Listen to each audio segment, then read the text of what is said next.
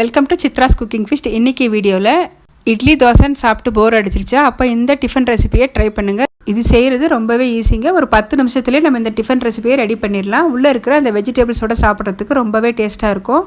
இது ஒன்று சாப்பிட்டாவே நல்ல ஃபில்லிங்காக இருக்கும். நமக்கு சைடிஷ் கூட தேவையில்லை. இப்போ இந்த ரெசிபியை பார்க்குறதுக்கு முன்னாடி நம்ம சேனலை சப்ஸ்கிரைப் பண்ணாமல் பார்த்துட்டு இருந்தீங்கன்னா சேனலை சப்ஸ்கிரைப் பண்ணிக்கோங்க. இப்போ வாங்க இந்த ரெசிபி எப்படி பண்ணுறதுன்னு வீடியோக்குள்ளே போய் பார்த்துடலாம். இப்போ இந்த பிரேக்ஃபாஸ்ட் செய்கிறதுக்கு ஒரு பாத்திரம் வச்சுருக்கேன். இதில் ஒரு மீடியம் சைஸ் வெங்காயம் வந்து பொடியாக கட் பண்ணி சேர்த்துருக்கேன். ஒரு சின்ன கேரட் துருவி சேர்த்துருக்கேன். 2 ஸ்பூன் அளவுக்கு தேங்காய் சேர்த்துருக்கேன். ஒரு கைப்பிடி அளவுக்கு கொத்தமல்லி கட் பண்ணி சேர்த்துருக்கேன்.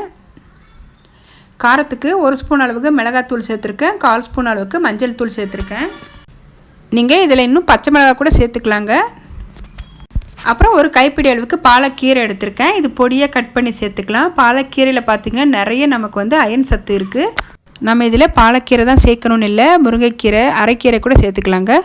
250 ml மெஷர்மெண்ட் உள்ள கப்பில் கோதுமை மாவு 1 கப் அளவுக்கு சலிச்சிட்டு எடுத்திருக்கேன். கோதுமை மாவு சேர்த்துட்டு உப்பு சேர்த்துருக்கேங்க. உப்பு சேர்த்துருக்கிற வீடியோ வந்து மிஸ் ஆகிருக்கு. மாவுக்கு தேவையான அளவுக்கு உப்பு சேர்த்துக்கோங்க. ஃபஸ்ட்டு ஒரு தடவை நம்ம கை வச்சு கலந்துக்கலாம். நம்ம காய்கறிலேயே நிறைய தண்ணி இருக்கும். நல்லா ஒரு தடவை கலந்துட்டு தண்ணி கொஞ்சம் கொஞ்சமாக விட்டு நம்ம கரைச்சிக்கலாம். மாவு வந்து இன்றைக்கி தோசை மாவு பதத்தில் தான் நான் கரைச்சி எடுத்துக்க போகிறேன். தண்ணி வந்து மாவு எடுத்த கப்பிலே நான் ஒரு 3/4 கப் அளவுக்கு தண்ணி சேர்த்துக்கிறேன்.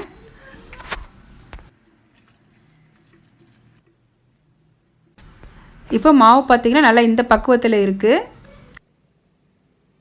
இப்போ ஒரு பேன் வச்சுருக்கேன். பேன் நல்லா சூடானதும் இதில் 1 ஸ்பூன் அளவுக்கு எண்ணெய் சேர்த்துக்கிறேன்.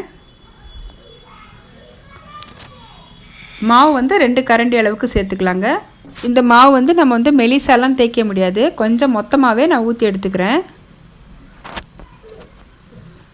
மேலே கொஞ்சம் வேக வச்சு ஸ்வீட் கார்ன் சேர்த்துக்கிறேன். நமக்கு இந்த அடை சாப்பிடும்போது நல்லா டேஸ்ட்டாக இருக்கும். ஸ்வீட் கார்ன் இருந்ததுன்னா சேர்த்துக்கலாங்க. இல்லைன்னா நம்ம பச்சை பட்டாணி கூட வேக வச்சு சேர்த்துக்கலாம். அதுவுமே ரொம்ப டேஸ்ட்டாக இருக்கும். லைட்டாக இந்த மாதிரி ஒரு தோசை கரண்டியில் நம்ம ப்ரெஸ் பண்ணிக்கலாங்க. இப்போ க்ளோஸ் பண்ணி வைக்கலாம். ஒரு 5 நிமிஷத்துக்கு வேகட்டும். இப்போ ஒரு பக்கம் நல்லா வெந்திருக்கு. அடுத்த பக்கம் திருப்பிக்கலாம். இதுக்கு மேலே இப்போ இன்னும் எக்ஸ்ட்ராவாக நம்ம நெய் கூட சேர்த்து செஞ்சுக்கலாம். நல்லா 2 பக்கமும் வெந்ததும் நம்ம பிளேட்டுக்கு ட்ரான்ஸ்ஃபர் பண்ணிக்கலாம். இப்போ நம்மளுக்கு கோதுமை மாவு வெஜிடபிள் அடை இப்போ ரெடி ஆயிடுச்சு. ஒரு பிளேட்டுக்கு மாற்றிக்கிறேன். நிறைய வெஜிடபிள்ஸ் எல்லாம் சேர்த்து செஞ்சுருக்கிறதால நமக்கு இது ஒன்று சாப்பிட்டாவே நல்ல ஃபில்லிங்காக இருக்கும். வெயிட் லாஸ் பண்ணுறவங்களுக்கு ரொம்ப யூஸ்ஃபுல்லாக இருக்கும். கண்டிப்பாக மிஸ் பண்ணாமல் இந்த ரெசிபியை ட்ரை பண்ணுங்கள். இப்போ இருக்கிற மாவு எல்லாமே நான் ரெடி பண்ணிக்கிறேன். நீங்கள் இதே மாதிரி கம்பு மாவு, ராகி மாவு, சோள மாவுலேயும் செய்யலாங்க. அதுவும் ரொம்பவே டேஸ்ட்டாக இருக்கும். இதில் பார்த்தீங்கன்னா நீங்கள் சொரக்காய் கூட சேர்த்துக்கலாம். நம்ம சேனல்லே பார்த்தீங்கன்னா நிறைய ஹெல்த்தி ரெசிபிஸ் வீடியோஸ் இருக்குது. சோள அடை, ராகி அடையெல்லாம் எப்படி செய்கிறது நான் வீடியோ போட்டிருக்கேன். அந்த லிங்க் டிஸ்கிரிப்ஷனில் கொடுக்குறேன். உங்களுக்கு அந்த வீடியோ யூஸ்ஃபுல்லாக இருக்கும். இந்த கோதுமை வெஜிடபிள் அடை கண்டிப்பாக ட்ரை பண்ணி பாருங்கள்.